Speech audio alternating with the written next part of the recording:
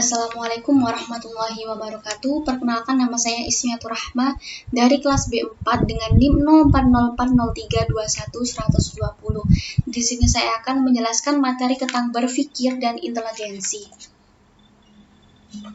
Sebelumnya, ini adalah materi-materi yang akan saya sampaikan atau yang akan saya jelaskan, yakni yang pertama ada pengertian berpikir, macam-macam berpikir, proses berpikir, bentuk berpikir, inteligensi, karakteristik inteligensi.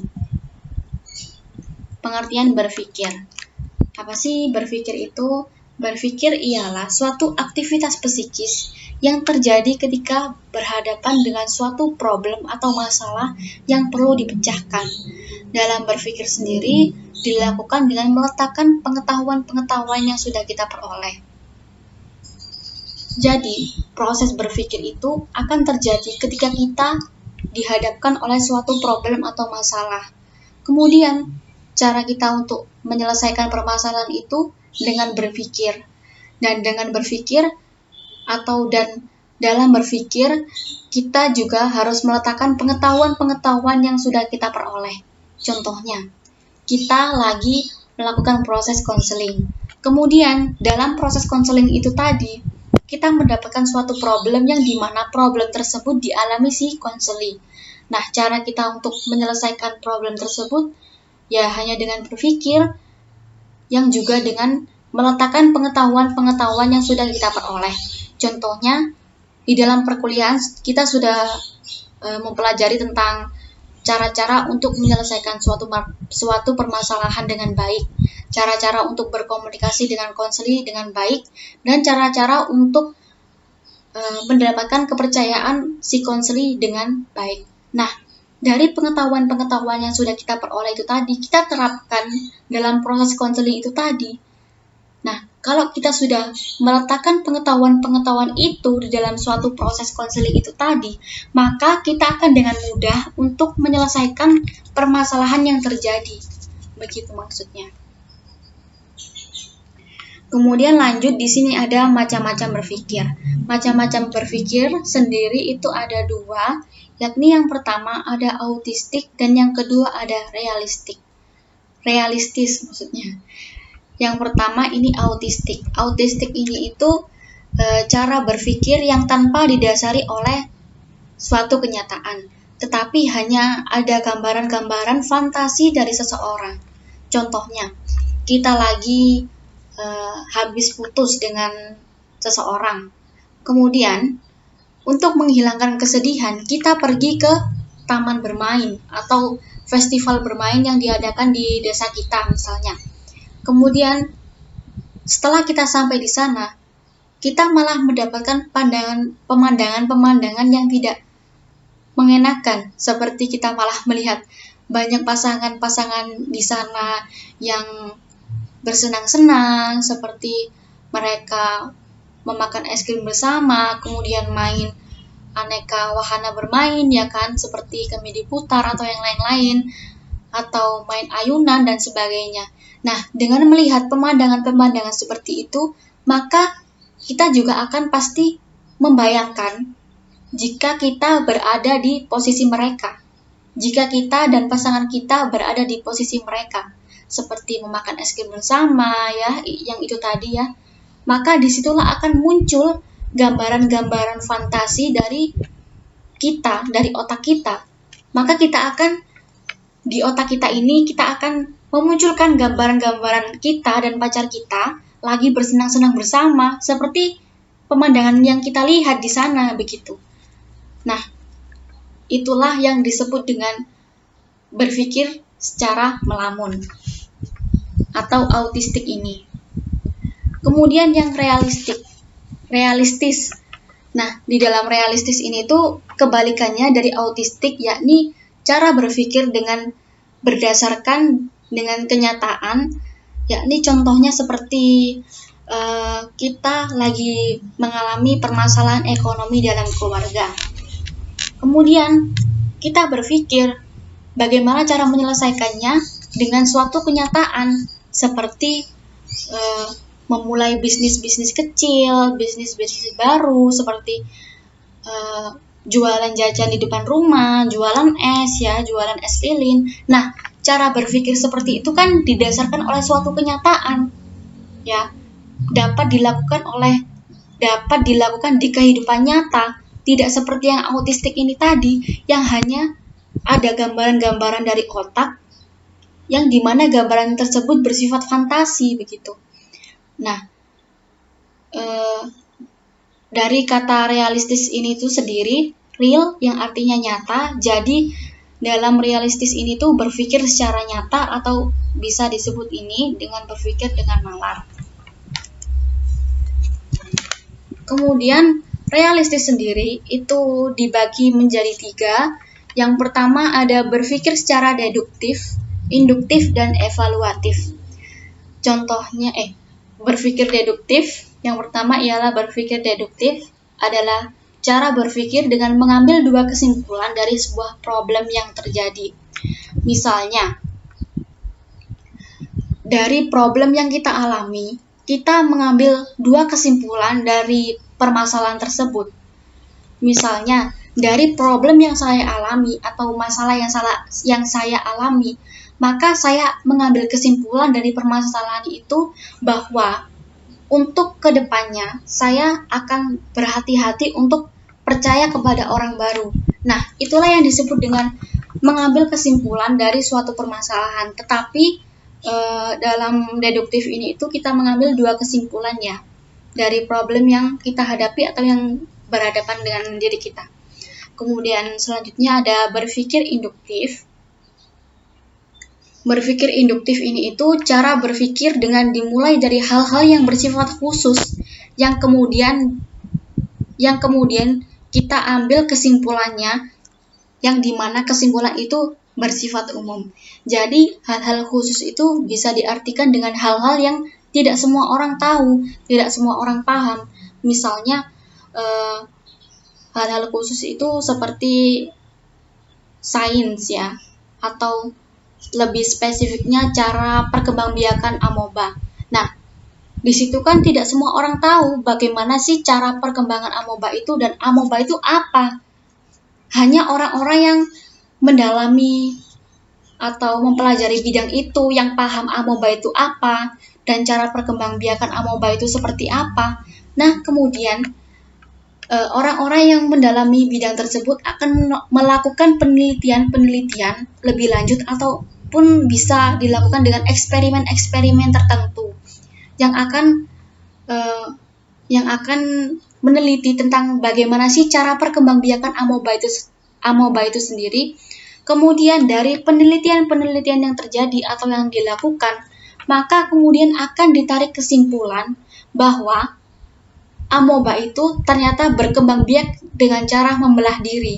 Nah, amoeba berkembang biak dengan cara membelah diri itu yang dimaksud dengan kesimpulan secara umum bahwa orang-orang dapat tahu, orang-orang dapat lebih paham ya, lebih mengerti kalau ternyata amoeba itu berkembang biak dengan cara membelah diri.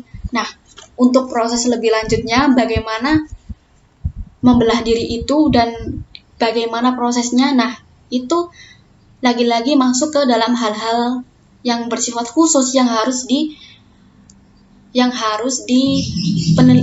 diteliti terlebih dahulu. Seperti itu. Kemudian yang ketiga ada evaluatif. Evaluatif ini itu cara berpikir dengan menilai sesuatu terlebih dahulu.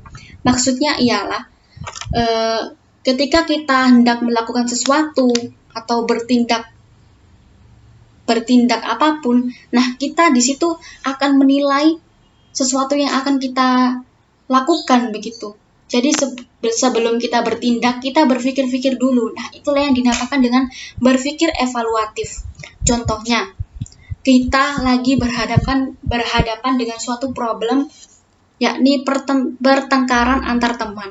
Nah, dalam problem itu, kita akan menilai apakah problem tersebut berdampak baik atau buruk ya dalam hubungan pertemanan kita. Nah, di situ jika kita menilai tidak baik, atau tidak berdampak baik dalam hubungan pertemanan kita, maka kita selanjutnya akan melakukan tindakan yang dimana sebelum melakukan tindakan itu kita juga berpikir apakah tindakan itu sudah sesuai atau sudah baik atau tidak yang akan kita lakukan itu. Misalnya tindakan kita akan meminta maaf kepada mereka atau kepada teman kita.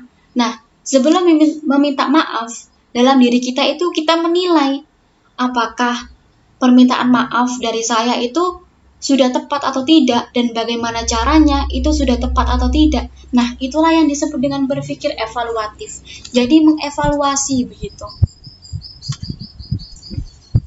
Kemudian ini ada proses berpikir. Proses berpikir ini itu ada 4 tahap ya. Yang pertama, ini menentukan masalah. Yang kedua, menimbang-nimbang hal yang relevan.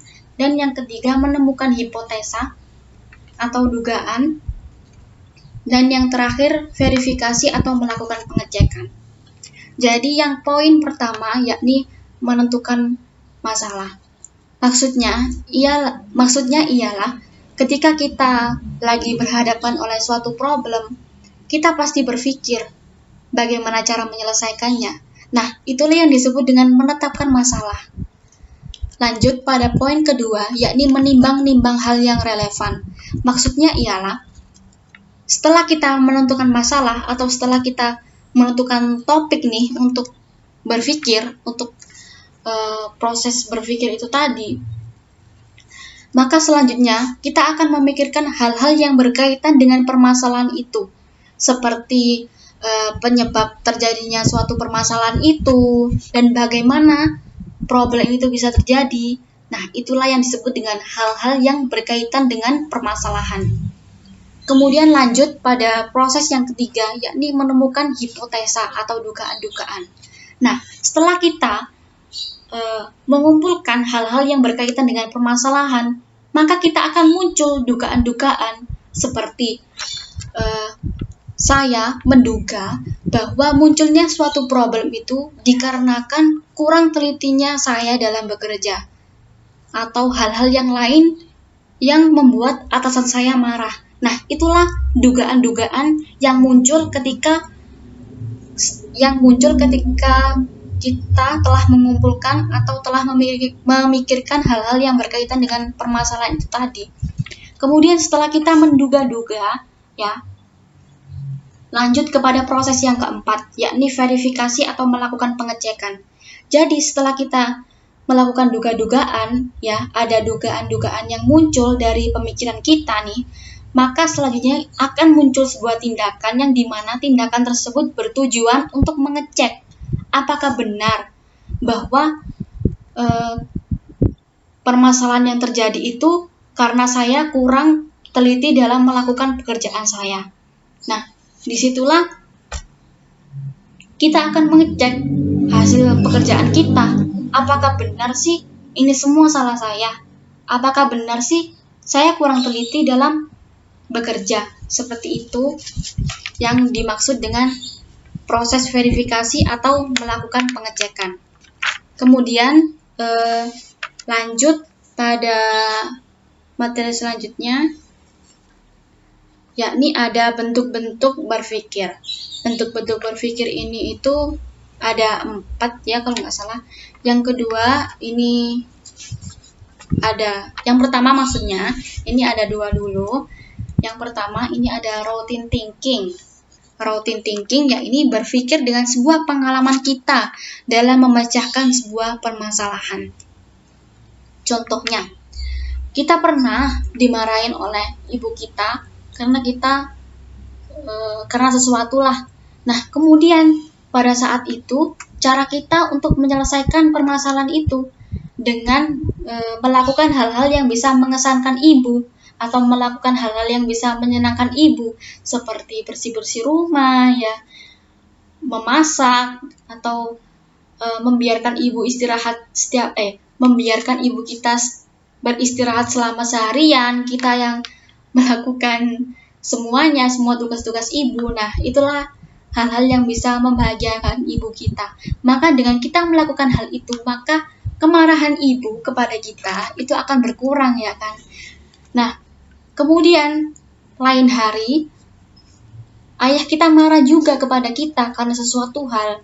Nah, dari permasalahan itu kita dapat memecahkan sebuah permasalahan dengan pengalaman yang sudah kita alami, yang pernah kita alami. Nah, dari permasalahan ayah itu tadi, kita akan melakukan hal yang sama pada permasalahan ibu tadi, yakni bagaimana cara agar ayah itu terkesan, agar ayah itu bahagia, dan bagaimana cara agar ayah itu emosinya berkurang kepada kita, agar ayah bisa memaafkan kita. Nah, dari permasalahan yang dulu, kita akan mencontoh pengalaman itu dan akan kita terapkan lagi ke masalah yang sekarang kita hadapi, yakni dengan misalnya mencuci mobilnya ayah atau mencuci sepeda motornya ayah. Nah, itu kan akan mengurangi rasa emosinya ayah itu tadi dan dapat mendapatkan permintaan maaf atau dapat dimaafkan oleh ayah, begitu maksudnya. Kemudian yang kedua, ini ada berpikir representatif, yakni berpikir dengan hanya menggunakan ingatan dan tanggapan kita saja. Berarti dalam berpikir ini itu kita hanya menggunakan ingatan-ingatan yang sudah ada di otak kita, ya, begitu. Contohnya seperti kita lagi berhadapan dengan soal matematika nih. Nah, sebelumnya kita sudah belajar atau kita sudah mengingat atau kita sudah menghafalkan rumus-rumus matematika itu. Nah, kemudian dalam mengerjakan soal matematika, kita hanya mengandalkan ingatan-ingatan yang sudah kita bangun atau yang sudah kita kumpulkan di dalam otak kita. Nah, dengan ingatan-ingatan itu tadi, maka akan membantu kita untuk bisa menyelesaikan soal matematika itu tadi. Nah, itulah yang disebut dengan berpikir representatif, yang hanya menggunakan ingatan-ingatan yang sudah kita kumpulkan di dalam otak atau yang sudah kita pelajari sebelumnya. Materi yang kita pelajari sebelumnya. Seperti itu maksudnya. Kemudian yang ketiga, ini ada berpikir reproduktif, yakni berpikir kembali dan mencocokkan dengan sesuatu yang telah kita pikirkan sebelumnya. Misalnya, kita pernah berpikir bagaimana cara untuk menyelesaikan permasalahan tentang perselisihan antar teman.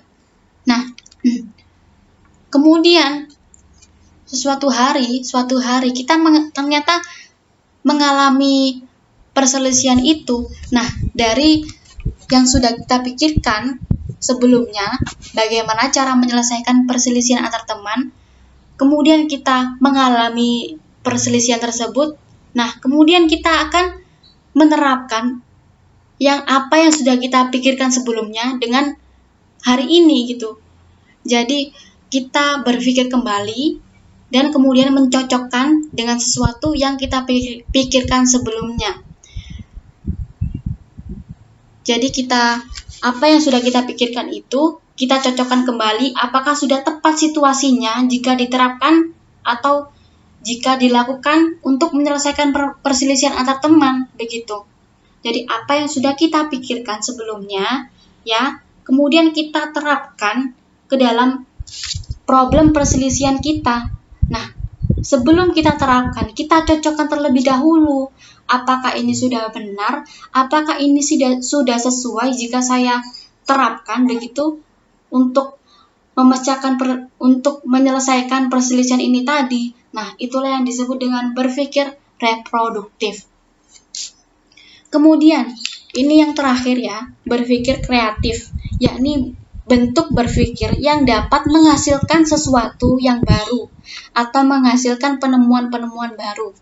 Misalnya, kita lagi melihat banyak tumpukan sampah plastik ya di desa kita misalnya, atau di lingkungan kita, atau di depan rumah kita. Nah, setelah kita melihat pemandangan yang tidak mengenakan itu tadi, maka di dalam otak kita nih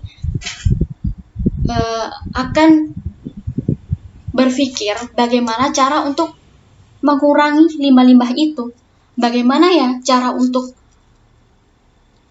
mengurangi sampah-sampah ini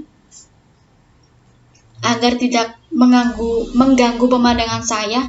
Nah, dari berpikir kreatif ini itu akan terbentuk suatu ide-ide, yakni seperti contohnya bisa mengelola limbah plastik itu menjadi sebuah tas, sebuah baju, ya, atau sebuah bros. Nah, itulah yang dimaksud dengan berpikir kreatif. Jadi, berpikir yang bisa menghasilkan suatu penemuan-penemuan atau ide-ide yang baru. Kemudian next selanjutnya kita akan membahas tentang materi inteligensi. Pengertian inteligensi. Inteligensi ini itu adalah kemampuan mental individu yang dapat dilihat dari cara bertindak, berbuat, atau dalam melakukan sesuatu. Nah, inteligensi ini itu dapat dilihat dari seseorang, bagaimana seseorang itu bertindak, bagaimana seseorang itu berbuat dalam melakukan suatu hal. Jadi ada orang itu yang bertindak secara tergesa-gesa, atau ada orang yang tenang-tenang aja gitu dalam bertindak, atau dia memikirkan dahulu apa yang akan dia lakukan begitu. Jadi semua itu tergantung pada kemampuan inteligensi seseorang. Jadi orang yang tergesa-gesa dalam bertindak itu artinya dia mempunyai kemampuan inteligensi yang rendah.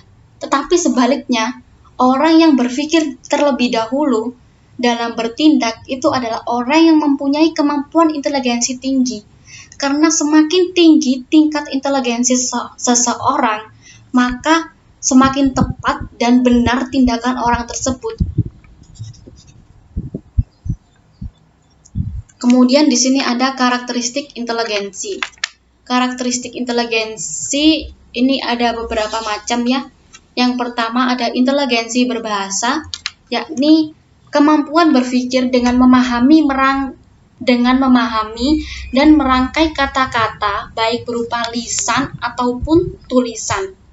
Jadi contohnya orang yang berinteligensi dalam berbahasa ini itu ialah public speaking.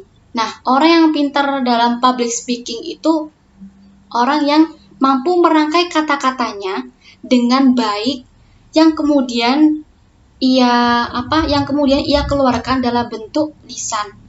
Nah, public speaking ini itu dia sangat pintar. Bahkan ketika ia ingin menyampaikan suatu materi ya, tetapi ia belum menyiapkan apa yang akan ia baca, apa yang ia akan sampaikan. Nah, di situ ia akan bisa menata seluruhnya dengan baik, dengan mampu merangkai kata-kata yang baik atau yang kata-kata yang indah begitu, yang kemudian ia sampaikan dalam bentuk lisan. Nah, dalam berbahasa ini itu tidak hanya public speaking ya, orang yang suka bercerita ya, orang yang suka berbahasa asing, orang yang suka mendengarkan suatu cerita, ini termasuk dalam inteligensi berbahasa. Kemudian yang kedua, ini ada inteligensi logis matematis. Ialah kemampuan berpikir dengan penalaran atau perhitungan. Jadi, dalam karakteristik ini, logis matematis ini itu contohnya ialah orang yang pandai dalam perhitungan gitu. Orang yang gemar berhitung, orang yang suka memecahkan permasalahan secara matematis. Nah, itu contoh dari karakteristik inteligensi logis dan matematis. Kemudian selanjutnya ini ada visual spatial, yakni kemampuan berpikir dalam citra dan sebuah gambar. Jadi uh, visual spatial ini itu kemampuan seseorang yang mampu berpikir dalam sebuah gambar atau yang mampu berpikir dengan cara dituangkan dalam gambar, seperti orang yang gemar menyusun sebuah desain ya, orang yang senang bergambar atau orang yang berimajinasi kemudian mampu memvisualkan apa yang ia pikirkan. Nah, itulah yang disebut dengan visual spatial. Kemudian lanjut ke inteligensi musikal, yakni kemampuan berpikir yang berhubungan dengan sebuah nada, ritme, melodi, atau hal-hal lain yang berhubungan dengan suara. Maksudnya melodi atau hal-hal lain yang berhubungan dengan suara, maaf. Jadi dalam inteligensi musikal ini contohnya seorang komposer atau pembuat lagu. Nah, orang yang membuat lagu itu atau menyusun sebuah lagu, ia adalah termasuk karakteristik dari inteligensi musikal. Karena ia bisa menciptakan sebuah musik, ya.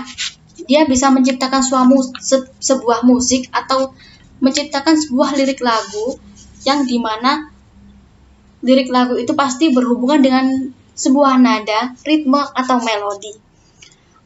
Kemudian contoh lainnya adalah orang yang gemar belajar ya atau bermain berbagai alat musik seperti dia bisa piano, selain piano dia juga bisa bermain gitar, selain bermain gitar dia juga bisa bermain drum ya, selain bermain drum dia juga bisa bernyanyi. Nah, seperti itulah yang contoh dari inteligensi musikal.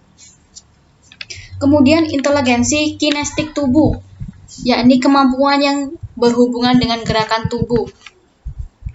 Jadi contohnya ialah orang yang senang menari atau orang yang senang dance misalnya. Nah, orang yang memiliki karakteristik inteligensi kinestik tubuh ini ialah orang yang gemar melakukan suatu hal yang berhubungan dengan tubuhnya. Misalnya dia menari atau dance kan menggerakkan tubuhnya. Nah, dia senang tuh dalam hal seperti itu. Kemudian dia suka berolahraga dan dia cenderung memiliki tubuh yang lentur karena ia sering menggerakkan tubuhnya seperti dance ya kan, menari itu kan tubuhnya itu para penari. Nah, ketika kita mengamati pentas tari nih atau kita lagi melihat para penari, pasti kan mereka tubuhnya luas sekali ya, lentur sekali. Nah, jadi mereka memiliki kemampuan kinestik tubuh. Kemudian inteligensi intrapersonal.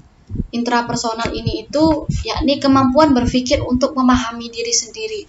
Jadi orang itu mampu menilai dirinya sendiri, orang itu mampu mengenali dirinya sendiri begitu.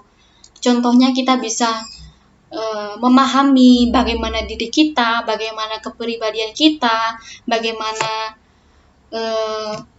sifat-sifat kita ya. Kita bisa menentukan cita-cita kita itu apa ya, apa yang akan kita impikan atau goalsnya kita. Nah, itulah yang disebut dengan kemampuan memahami diri sendiri, karena tidak semua orang ya yang dengan mudah itu dapat memahami dirinya sendiri. Kadang ada orang yang tidak tahu bagaimana sifatnya, bagaimana karakteristiknya, dan apa cita-citanya, apa goalsnya. Nah, itu ada juga orang yang seperti itu. Jadi hanya orang-orang yang memiliki kemampuan inteligensi intrapersonal yang mampu berpikir untuk memahami dirinya sendiri dengan mudah. Kemudian next, ini ada inteligensi naturalis, di mana ia adalah kemampuan untuk memahami gejala alam. Jadi orang ini itu tertarik dengan sesuatu yang berhubungan alam. Misalnya dia tertarik dengan pembahasan tentang flora dan fauna, dia tertarik untuk berkegiatan di luar, dia tertarik untuk melihat atau mengamati perubahan alam dari tahun ke tahun.